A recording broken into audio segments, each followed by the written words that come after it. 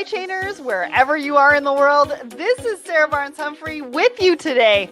Are you ready? Let's talk supply chain.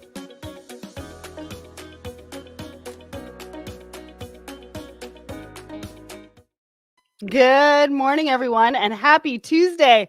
It is a new year and a new us. We've got a brand new overlay, and you're going to see more of that once I bring Audrey Ross up. I just want to say happy new year to everybody in the audience.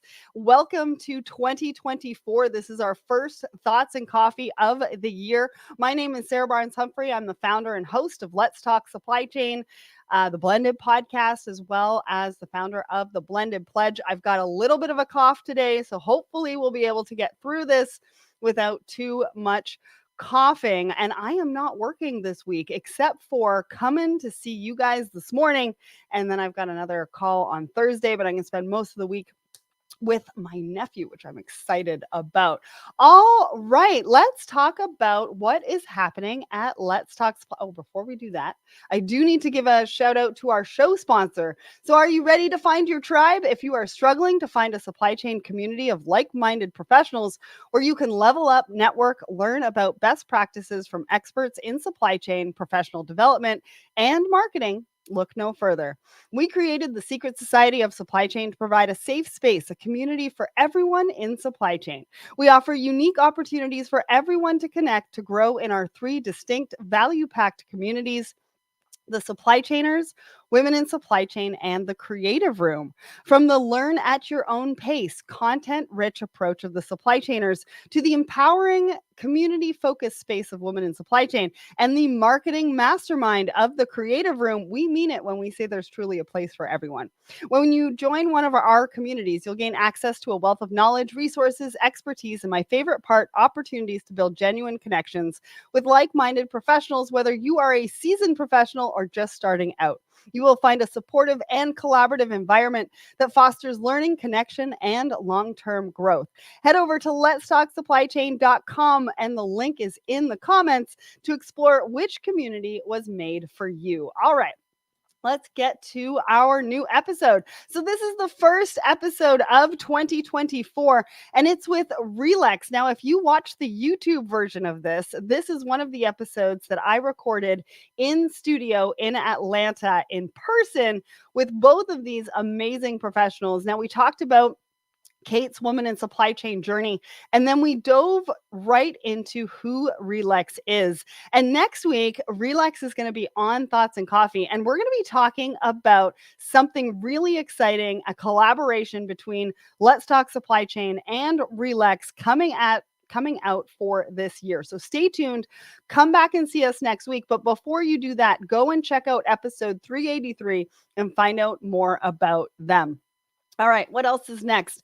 We've got a brand new Woman in Supply Chain blog. And now this is about Becky Simon's journey in supply chain. I recently met Becky at the Woman in Supply Chain Forum in Atlanta, and super excited to feature her and her journey in supply chain. So if you haven't gone and checked it out, go and check it out. And we appreciate our sponsor, Go Freight, as well as the Woman in Supply Chain Forum to make that happen. What else have we got going on? Oh, so Eric Johnson is back for his first show of 2024 on Friday at 10 a.m. Eastern.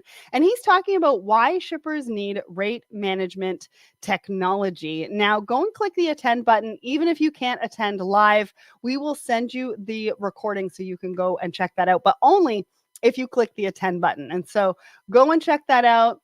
Attend the event on Friday, and you're going to learn all about rate management technology. All right, now it's time to bring up my trade bestie for the first time in 2024. Good morning, Audrey. How are you? Good morning. I'm doing great. I'm here in New Orleans. What? Tell everybody what you're doing in New Orleans. Like, that was such a last minute thing. I know. I kind of messaged you and like, oh, just by the way, I'm like already on a flight and I'm headed down. So I got to visit my dad and my stepmom in Greenville, South Carolina. And then my dad was already heading to New Orleans for the Sugar Bowl, which some of you may be some football fans tuning in.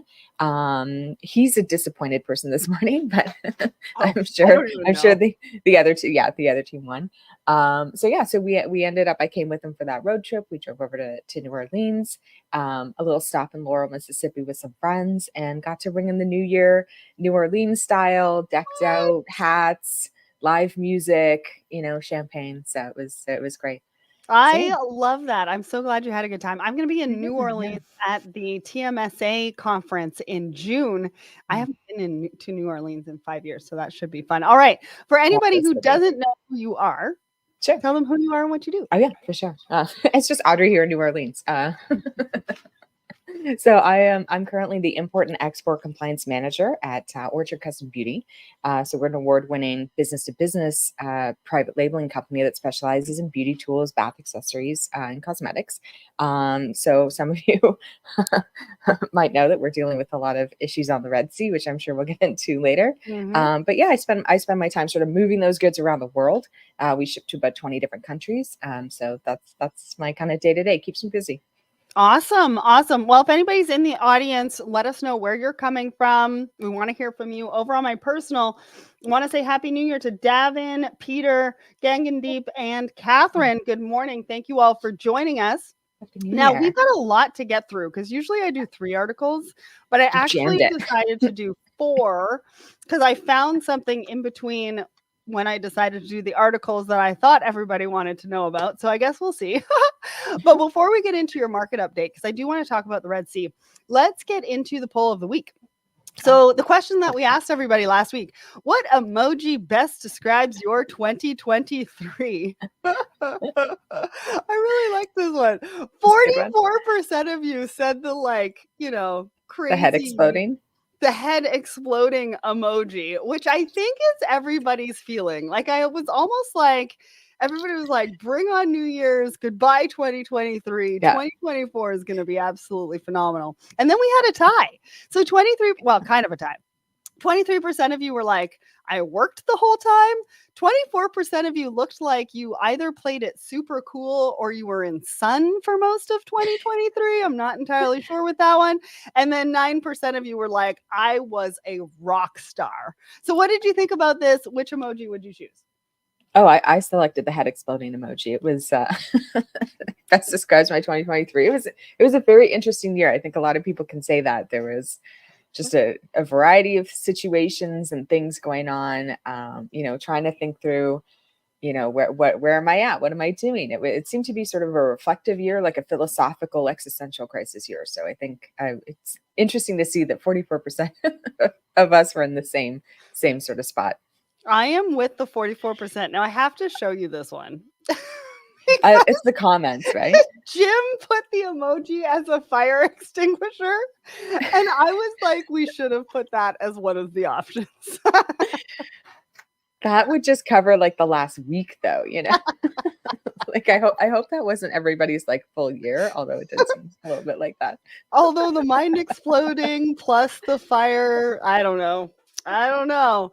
Anyways, why don't you give us a bit of a market update? Like, tell us what's going Yeah, on. You for talked sure. about like the Red Sea. I Yeah. think that things have kind of gone back to normal, but it definitely was some disruption. Talk to us about Mm. what's going on there. Let us know what's happening.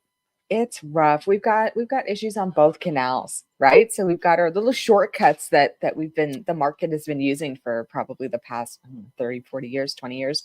Have both are having issues. So you've got I'll go to the Panama because it's a bit more contained. So the Panama is facing a drought situation that they don't expect to resolve sort of naturally because their rainy season is a little further into 2024, about April, May. So right now you have restrictions on the number of vessels that can get through, although it's very organized. Vessels are queuing, to wait for their turn to go through, but at a significantly reduced rate from what the traffic normally is. And then we have diversions there. So vessels, instead of waiting, queuing to go through the canal up to New York Port, East Coast ports, Norfolk, Miami, and that are actually just going to pop into the West Coast, LA, and then truck or rail across the continental US, which US is a pretty big place. So if your stuff is actually going, like a lot of my things go over, past Chicago, you're going into Pennsylvania, you're going into New Jersey, not fun, but manageable, and it's sort of specific. It's happening right now, and it's clear what the transit times and changes are. The Red Sea. Right now, one of the best commentators is of course our friend Lars Jensen on LinkedIn. He's really got the insight and updates because he's so close with the container carriers and what's happening. I think he's also giving a really good perspective on it. But it is for those of you who really took a break over the last 2 weeks, there is a sort of like you. There is sort of a terrorist situation. So we have these Houthis sort of based out of Yemen. Who are firing missiles onto container vessels, trying to disrupt the trade. It's in relation to the situation in Israel, Gaza. So it's huge geopolitical is the situation, and then the effect is that now commercial traffic is being affected. So 2 weeks ago, I think Lars said day 18 yesterday. The carriers like Maersk decided to do a diversion away this sort of Red Sea that leads into the Suez Canal. They're going to divert and go around what they call the route is called sort of around the Cape of Good Hope, around continental Africa, which, if again you've seen a map, the Africa continent is not a small one. So to go around it is adding. We're looking at a plus 15 days, which you could kind of manage on your shipment that's already on the vessel and going around. But the issue is then these vessels all work on a circuit. So they're not going to get back to Asia in the timing that they were expected. And we're heading right into Chinese New Year, which starts on Feb 10th, but usually the closures start a week or two before that. Yeah, they do. And then the other effect was that Maersk had decided to do the diversion. Hapag followed with diversions. Some of them didn't announce. I think one was going to do a diversion, CMA, CGM. I'm not 100%. And then Maersk last week on Wednesday or Thursday changed their mind and said, no, some of these are just going to go through. So it's not so much that the situation is resolved. There's still missiles. There's still, I think they've been attacking the helicopters that are on the vessel. Like there's still a whole active situation. I know the U.S. military was sending additional vessels. I know France, Japan, and the U.S. were already in the area. Canada's kind of going to be tagged in to either provide some vessels or support. So it's a very active situation. But Maersk could sort of maybe not change their mind is the best way. I'm not that close to their decision process, but some vessels were going to go through and they were going to take the risk. So I think as a BCO and cargo owner, it's very up in the air what is happening. And so you just disruption. You don't necessarily know where your stuff is. The tracking system that everybody uses, AIS, if you go onto Marine Traffic Vessel Finder, they're turning off their AIS so you can't see some of the vessels some of the time. Like it's a whole thing. And just if you're a BCO and you move on that route into Europe, you're gonna be eyes on the news for the next Yeah. And so starting off 2024 with disruptions. I mean, we kind of talked in 2023 about how things were kind of, calming down a little bit, giving some breathing room to some of the BCOs, but that disruption was going to be kind of the norm as we move forward in supply chain. Yeah. And so now we are starting off 2024 with a lot of disruption, a lot of uncertainty. Yeah. And so supply chainers, I hope you had some time off and some rest over the holiday because you've got a crazy January and February coming at you. It's fire extinguisher emoji. That's what it is. Fire extinguisher emoji. Jim, we are going to remember that forever. Well, I appreciate that market update. We had a comment in here from Nairobi as well about Panama. It seems like she's on the ground there, Yeah, there's been some disruption in Panama as well. Yeah. I think that's died down. There were some protests and things like that around mining and things like that. I want to say Happy New Year and hi over at Neon and Josette as well over on my personal LinkedIn. Now, let's get into these articles because, again, we've got 4 and we've only got about 15 minutes to get through all of them. So the first article is about high-tech wearables.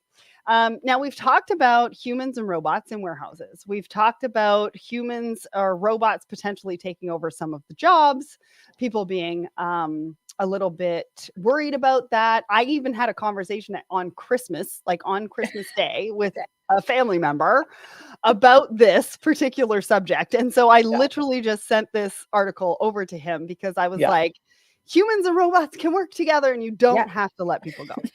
Um, and so workplace injuries is actually a multi-billion-dollar thing. Yeah. So I think it's like $12.8 billion was spent just on back injuries. And Mhm. so this company Verve have come out with a suit. It's called an Exo Suit, but it's a backpack. It's not like this like Oh, I like a was thinking when I was reading RoboCop? it, Is I it was RoboCop? like I was like, we're getting into like, those suits that you wear when there's like a chemical issue. Oh, hazmat. Anyways, Yeah.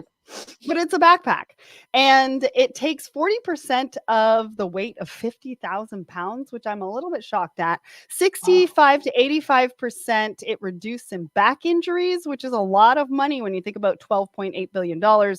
And they're not replacing the workers. What they're doing is they're enabling and empowering the humans with a robotics suit or backpack. And mhm. they're about $350 per worker. What did you think about this when you saw this? I mean, I love this because really health and safety is such an important issue. Mhm. In almost any of the jobs in supply chain. I mean, from your truck driving, from your delivery, your courier deliveries, through to your warehouse, even into your office. So, I mean, anything that makes it easier on the human body. I mean, even we see like, when we think of sort of health and safety workplace injuries, you kind of assume the worst. Something fell, something dropped, forklift Mhm. accident.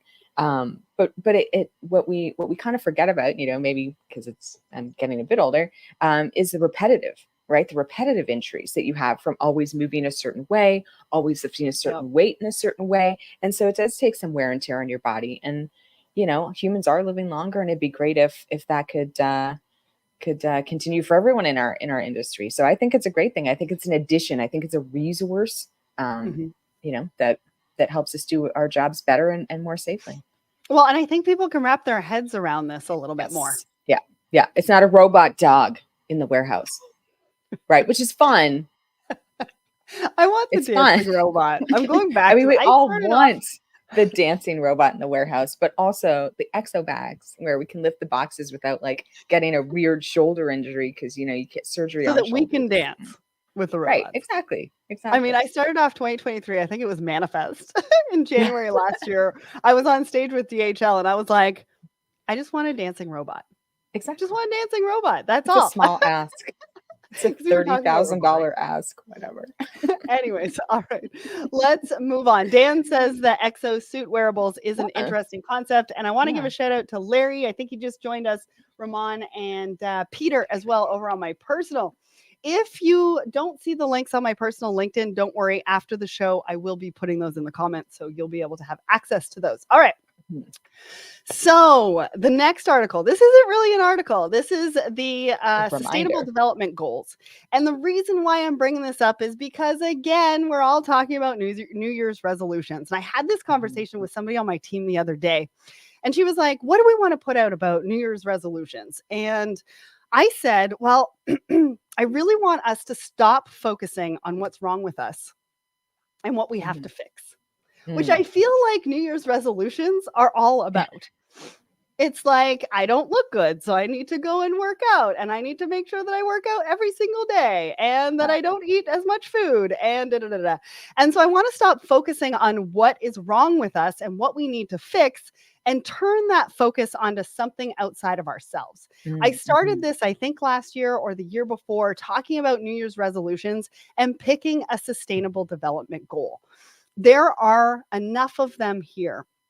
And if you go to the link, there's 17 of them. It goes through each one. It talks about what each one is all about, and you can resonate with one of these. And it doesn't mean that you have to go full force into one of these and be like, I'm going to do so many things in 2024. It just means to pick one and do something small every single day. Donate, volunteer, talk about it on social media, share articles about it.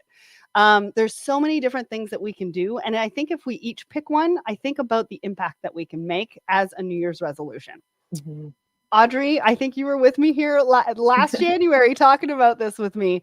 What do you think about this? Have you thought about New Year's resolutions? What's going on? Oh, absolutely. I think there's always a big conversation around what, but it is really focused on sort of a self-improvement, but almost a self-improvement that you can't do, right? I mean, or that is going to be part of a lifelong process of self-worth, self-esteem, and self-confidence. But this is a good way, to have sort of an external goal and give yourself some direction for, either some service work that you can do, or, sort of volunteering. And also, I mean, it comes down to how you live every day. I mean, are we taking the steps, that we can for, who we're voting for, who we're working for, who we're working with, like on, sort of choosing to make that world a better place. So, and these really do outline some really great, great goals to achieve. Yeah, and I know for Let's Talk Supply Chain, if you go to letstalksupplychain.com, we've got an impact page, and there's a few organizations that cover some of these sustainable development goals that we actually donate to or volunteer or do stuff with, including Blended Pledge. Like you and I are very into that diversity and inclusion side of things with Blended Pledge. I know that we donate to water.org, which is around water. We also do Harvest 107. And then we do Kiva for entrepreneurship. And that actually covers a whole bunch of different categories because we're supporting different loans to different entrepreneurs globally doing different things. Yeah. So there's a lot of different things that you can do. A little bit every single day is going to make a huge impact, by the end of 2024. So just wanted to put that out there, plant the seed for your New Year's resolution to maybe try something a little bit different. And if you do decide to do it, please reach out to me and let me know what you're doing. I'd love to give you a shout out on the show. Because that would be awesome. All right, let's get to our next one. Actually, first, I want to say hi to Jose Sina over on my personal LinkedIn as well. I hope that I'm not missing anybody, but we've got a lot of people over here being part of the conversation. All right. So the next article is about how much Christmas wrapping paper, tape, and gift bags do Canadians throw out every year. I don't want to call out Canadians. You and I are both Canadian, but I saw this article We're and I was top of the list though for waste. So maybe we need to call out. I know. And I was just shocked at this. I mean, Canadians are very, nice, apparently. But apparently we don't do very well in the waste department. And I think we do need to call out a little bit. So apparently wrapping paper, I think it was each household or each person, 50 kilos goes into waste. Foil, 3,000 tons. Christmas cards, 2.6 billion. No, this is across all Canadians. Okay. Yes. And tape is 6 million that goes into the dump every single year around this time. Shocking. Now, why are we bringing this up? Well, we just spoke about the Sustainable Development Goals. This is a sustainability issue. This is some of that impact that we're talking about, right? Yeah. If we know the numbers, if we know how we're contributing, then we know how to actually do something about it. Mm-hmm. What did you think about this? Well, this tells me that more people need like hashtag Virgo mom or a Virgo parent, because we collect tissue paper back and fold it and put it back for the new year. Maybe it's frugal parents. Maybe it's like hash brown frugal parents. I don't know. But we're like folding those gift bags up. Like we haven't had a new gift bag. And like you kind of pull from the bottom to kind of get a new. I do that all the time. I'm not a Virgo. I know. So I don't know. So maybe it's that's a habit that people need to find. And also like choosing the papers that are more recyclable, but then it's also pushing, like, I think in Canada, I've talked on this before, especially last year and the years before, but we get, a lot of the, in a lot of places, corporations download, right? So you as the consumer, as an individual, have to deal with recycling, everything and sorting it yourself. So it puts a time burden and an effort burden on the individual, which is, like if we started to track all the hours that we spent like rinsing out containers, making sure it goes like the mental space, whereas corporations, and I've seen in legislation coming through in other companies where corporations are going to be charged sort of a fee for the types of packaging. How easy is it to recycle? How much burden are you putting on the municipal garbage system? Because you also have to look that in certain counties or in certain towns, if you're not in a large city, you have a bit more sort of movement on your municipal garbage. You have a bit more money on that infrastructure. But the smaller the town you are, and you're still getting the same amount of, takeaway cups, gift wrap thing, but also just food packaging, right? We're dealing with a Mhm. ton of stuff sort of as we're sort of using it, and it doesn't have an obvious place to go.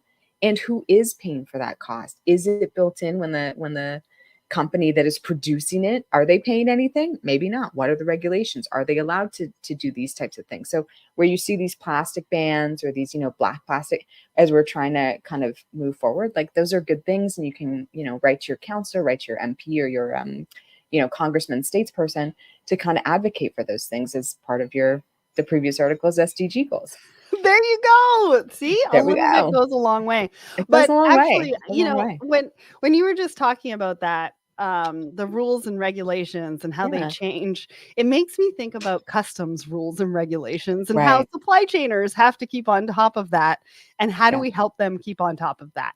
How are we going to help everybody sort of keep on top of what the rules and regulations are around recycling? Yeah. And it says that Canada has the lowest rates of recycling and composting, but it said Alberta has the most waste per person, 1,000 kilos a year. So if we go back to that New Year's resolution and the Sustainable Development Goals, if you live in Alberta, what is one thing that you can do in 2024 to reduce that number from 1,000 kilos, maybe to 800, maybe to 850, maybe to 900? But knowing the numbers and knowing what's happening in your municipality, in your country, that's when we can start making a difference. And that's one of the reasons why I wanted to bring this up, right? Because a lot of people, when you think about the holiday season, it's about the presents, it's about family, it's the about coming gifts, together, it's about giving somebody a card and letting them know that you're thinking about them. But we also need to know what happens after that and what the consequences are and how do we do better. Anyways, I thought that article was great. Just wanted to, call out Canada just a little bit. Yeah. Look, we're at 700 kilograms per person, higher than the 520 kilograms average. I mean, right. It gives us a number to work down from. Yeah. And a goal, right? It gives us a goal. A New Year's resolution. Anyway, all right, last article, and we've only got a couple of minutes on this. I wanted to talk about trade finance. So if anybody knows my background, I do a lot with FIT, the Forum for International Trade Training. And actually, this is my last year on the board. I will be stepping away from the board in June. I've been on the board for 12 years, been active in the community for something like 18 years or so. And so I wanted to just showcase how trade finance or international trade can actually empower women to do global trade, to actually export. And so this one was focused mostly on export factoring. And it talks about how it drives women empowerment. It gives them access to working capital to go global. It helps them with suppliers and their supplier relationships because they can pay people faster, which fosters trust. And then it helps mitigate risks and sort of shields them. What did you think about this article? I figured you would like this one because you're a bit of you're my trade bestie. It's right in my wheelhouse. I mean, Totally we're fellow CITPs. I'm heading into 2024 as the president of the Organization of Women in International Trade in Toronto. And this is a big driver for us. This is one of the barriers that our entrepreneurs, our members, whether you're women or whether you're sort of underrepresented, the access to capital, the access to the barriers, to overcome the barriers that are faced by small businesses and micro businesses. This is huge. Trade finance is probably the number one thing that we talk about and try to help educate and empower on. So, this is big. Awesome. How can people get involved? With OIT, we're always looking for new members. So then you have access to sort of educational content and networking. It's a huge network. I have an incredible network that I've built over the past few years that I've been part of OIT International and local OIT. And so you can become a member. You can head to our website and I can drop it in the comments later. We're also always looking for, sometimes we need a new board member sort of to sit have sort of a board level role, but also we need committee members, and committees are a great way to kind of get to know people just that little bit better, and also work on an outcome. So we're looking for people on trade policy for committee, and also always our events, because those are a big driver. So yeah, Thanks, Sarah. Awesome. Going back to sustainable development goals and New Year's resolutions, like- there's lots of different Join things that you OIT, can donate do. to OIT. Yeah. And also, the Forum for International Trade Training. They have Excellent, board yeah. members. Their blog is really It's great. Their top. community Yeah. of international trade professionals. So if you want to learn more about export factoring, you can go to Trade Ready. I think Yeah. tradeready.ca. Yeah, it's Trade Ready. Yeah. Find some articles on that and find out how you can get involved so that we can empower women. All right. Last but not least, where are we going to be? Well, Eric Johnson's first show is at 10 a.m. Eastern on Friday. This is a save the date, January 17th at 2 p.m. Eastern. I am going to be hosting and moderating a webinar with BlackBerry Radar. And we're going to be talking about asset management. And then, of course, I'm going to be at Manifest February 5th through 7th in Las Vegas. And I cannot wait to see you there. Thank you to everybody. We had a great turnout today. I wasn't sure because it's the first day back for everybody. But thank you so much to everybody who joined us today. And Audrey, for taking some time from your trip to being on Pots and Coffee with us. For sure. My dad brought me a coffee. Have a great week, everyone. Happy New Year. Thanks, Sarah. Happy New Year.